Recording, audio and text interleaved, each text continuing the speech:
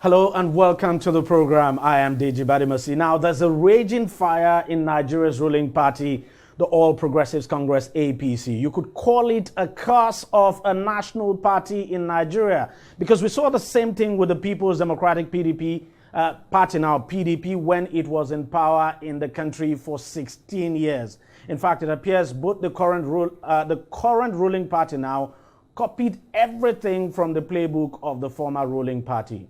The man in the eye of the storm is none other than the national chairman of the party, Adams Oshiomhole, the former governor of Edo State. Since he assumed headship of the APC in 2018, he's not had it easy at all, receiving bashes for every trouble that has sprung up in the party within the years of his leadership. Oshiomhole has been in a long-running political battle with his successor and political godson in Edo State, Governor Godwin Obaseki. This later resulted in the suspension of Oshiomhole by a faction of the Edo State chapter of the APC last November. By the way, that faction is, of course, loyal to Governor Obaseki. Obviously, latching onto that, one of the party members approached the FCT High Court, Abuja, seeking an interlocutory injunction to restrain Oshiomhole from acting as APC national chairman. The court, of course, granted the injunction. The judge, Justice Danlami Senchi, ordered Oshiomhole to stop parading himself as the APC national chairman. And within hours of that order, security agents took over the national secretariat of the party.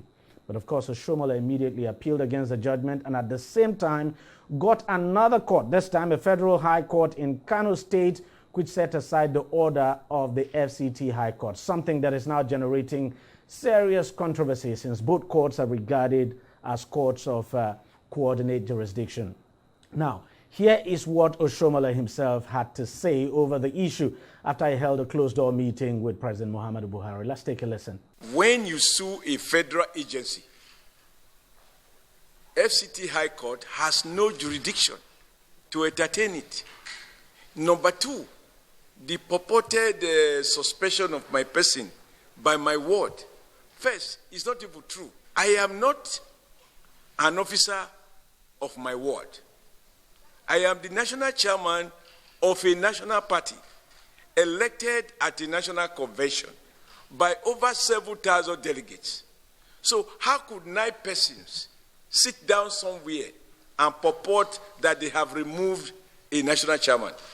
And the court, contrary to all logic, all judicial precedent, find comfort in granting an interim interlocutory order to stop me from functioning pending when the matter is determined. In other words, he has given the order without the facts being laid before him. And in the process, adjourned the case to 7th of April. The calculations are clear that between now and April 7, my opponents in the system would have had ample time to do all the mischievous plans they have in place to destabilize the APC. Now, the problem now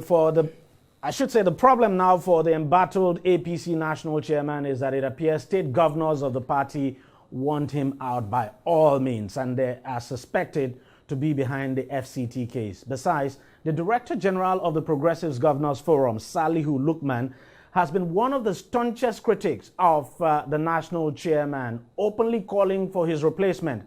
And everyone knows Salihu actually speaks for the APC governor. So clearly, Oshiomhole, you could say, stands a very slim chance of retaining the chairmanship seat of the party now at the next convention. That is if he survives the pressure that is being mounted on him at the moment. But we also know, of course, that Oshiomhole is regarded as a cat with 9 lives, and he's actually an astute organizer. Libros Oshiomhole, a lawyer and political analyst, now joins me on the program to discuss more on this. Libros, thank you very much for coming on the program. It appears, as I said in my intro there is what you could call a curse on a ruling party, because the PDP was there for 16 years, and for the 16 years they were in power, the national chairman of that party never knew peace. They had several national chairmen anyway. We're seeing the same thing happen in the APC. So basically, you could say the APC copied from the playbook of the PDP. Exactly. Apt. I described it also as a ruling party syndrome in Nigeria. And every ruling party, the only difference between that of PDP and the APC is that you had a president, or you had presidents who was forceful as well. Who was forceful in the removed PDP. Chairman at will. So there were no issues of a governor wanting to have their way. The president, if the president was not happy with the chairman of the party, he puts his foot down and then find a way to oust him, legally. But it's a different thing for this president. We also saw the moment PDP, were out of power, we saw how they scrambled for the soul of PDP. And then you saw McAfee's faction and Modu Sharif's faction. While Modu Sharif's faction were getting orders from the FCT, or from the Federal High Court in Abuja, the McAfee faction were getting court orders from the Federal High Court. And we're seeing the same thing now play out. We're seeing the same thing play out. And so it's as if this party copied from it. They are the same people, generally speaking. And so there's basically no difference. But here, the only difference is you find that the president seems lost in all of this. And so, completely like I had described last time, it's as if, since there is nobody who is in charge, and so everybody is trying to hold on to its own. Some people are in charge of the presidency. Some want to be in charge, take over the structure of the party. This basically had no bearing, or a little bearing, with what is happening in those states. It's more of the 2023 politics at play. Yeah, exactly. And I was going to ask you that because obviously this could be misinterpreted for what is actually happening in Edo State. No, just the tip of it. What Oshiomhole is facing now is as a result of what is going on in Edo State. Yes, Oshiomhole even got that position because the governors had expected that he would do their bidding. After the in 2007, when at the last lap of Obasanjo's tenure, the governors wanted to have their way. Their way, yeah. But then Obasanjo was like a headmaster, where the governors were concerned. He whipped them into line. And so one of them became the president. That was late Yaradua. And then even also, if you remember, a lot of them opposed the emergence at the beginning of Goodluck Jonathan until he eventually emerged.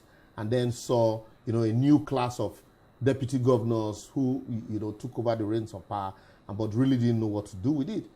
And then they became still strong. You had them, the PDP Governors Forum and the Nigerian Governors Forum also, who the PDP, Goodluck Jonathan tried to break, which led to the 16 is greater than 19. And after that, that saw the death of the Governors Forum. And now, what is basically playing out again in all of this, Fayemi's name had been consistently mentioned, even by... And the president actually met with Fayemi after meeting with the chairman. Exactly. So it's almost clear that what you have here is Fayemi being the chairman of the Progressive Governors Forum, and some of them also are not too happy with the role Oshiomhole played in the party primaries. And there's coupled with the fact that come 2023, some of them are going to take a shot at the Senate. Presidency. President Buhari will not be running for office. And so that position is going to be vacant for whoever has the party structure to grab.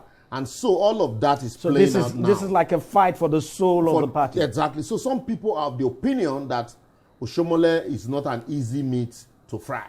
And so he will not dance to their tune the way they expected him. If you remember, even people like Rocha Sokorocha were among those that vociferously insisted that Oshiomhole must come on board. And the first thing, the moment he came on board, the Congress that had been organized in Imo, he cancelled it.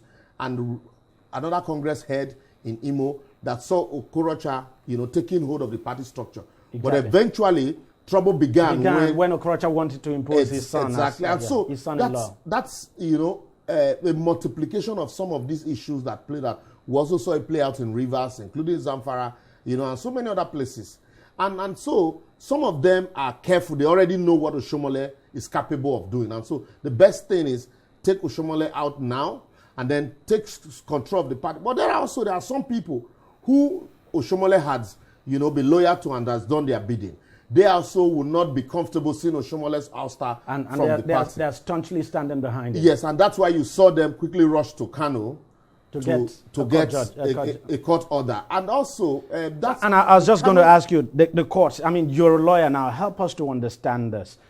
It's not the first time we'll be seeing this. You just mentioned what happened with the PDP between Modu Sharif and McCarthy. We also saw it in River State. I mean, the same thing played out in River State, where we had conflicting court orders from the state and federal high. So it's not the first time.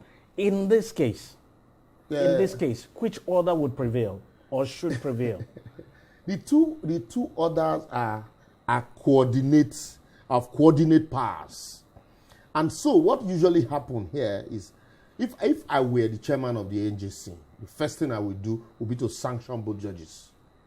Because it was obvious that two of them have their hands in the pie. And so, the same thing we said of PDP doing when it was McAfee and Modu Sharif is what is plain. Let me quickly explain. In the first place, the FCT High Court ought not to, because he ought not to grant that order because he granted. It was like giving a final order at the preliminary stage. We call it interlocutory stage. The question in dispute was the membership of Oshomole as a member of APC. Exactly. That was a question before him, and I also expected that they had joint issues on that matter, whether that document suffice to suspend him from the party. And being a substantive matter, definitely they will ask for an interlocutory injunction to restrain him from parading. Being that is the main matter that you want to decide at the end of the day, the best you could have done is, well, guys, I will grant you accelerated hearing. Maintain status quo. Also, against the backdrop that even if you grant the other party might appeal and ask for stay of execution pending appeal. And so your order becomes a nullity. And the Supreme Court had heard in green and green that you don't make orders in vacuum. That's on one side. The court went into the arena and made that order. The moment the Oshomole faction appealed that order and filed an application for stay of execution pending appeal, what it means is that status quo had been maintained. And the status quo is that Oshomole remains the chairman until there is a stay or no stay. No stay. But they didn't want to leave it at that because they know definitely those they were fighting. And so those one would say no superior court had vacated the order, so the order should be maintained. And so what they basically did was, we don't want this to end here, because the Court of Appeal didn't sit the very next day because of the validity section, validity, session that was holding for the outgoing president of the Court of Appeal. And so since the Court of Appeal didn't sit to timeously hear that the application, they had to forum shop. Let's get an order from the Federal High Court in Kano. And the order from the Federal High Court in Kano was not ousting the order of the FCT High Court. What it simply did was to look at that purported suspension. To say, no, by this letter, you cannot. Also, as if it's a different case. What that court also did is a different case. It's a different matter. So what that court also did at interim stage, the court also went into the arena by condemning the purported letter that is a cross of the matter, by delving deeply into it to say, well, in fact, both court, this one said police should restrain him from entering the office. The other one said DSS escort him there. So it shows truly that these people, know more, or they have their hand more in the matter than you could see. And they showed it clearly in the orders of the court. And so for me, that's why I said, if I were the NJC, I would call both judges to order, because it was making a mockery of the system. But for people like us, they would always not expect us, because I've been warned once at the Court of Appeal in Abuja that when we discuss matters that concerns the judiciary, that people like us who are ministers in the temple should not be that vociferous. But if we are not that vociferous, how can we now uphold the integrity of the bench? Because these are the same judges that tomorrow, if they are sanctioned, you expect us to come defend So them. what should be the state of things The state of in the things, light of both orders? The state so of things in the light of not just both orders, in the light of the fact that the order had been appealed by Oshomole's faction and a stay of execution pending appeal application had been filed.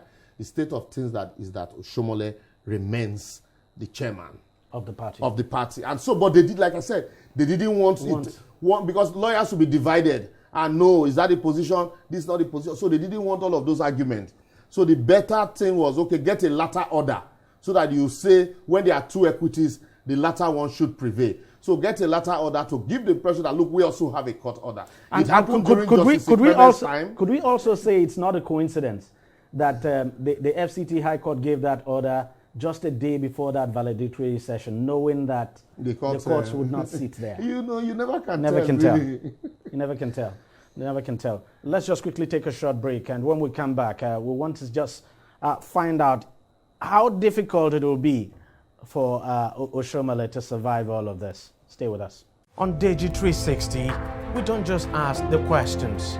What is wrong with amending the Constitution the way the National Assembly members have been doing it? We seek answers. Constitution is constituent. Our problem is not lack of laws.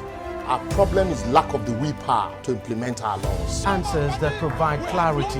While we negotiate, we should try to make it a point that the girls must be complete.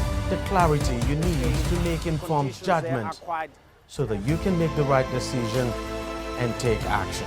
People are saying it is you politicians that are responsible for this, that you are the reason why this is happening. All these dullards that call themselves governors in this country. I wish we had people like Tony at the National Assembly. God forbid that I go to join that band.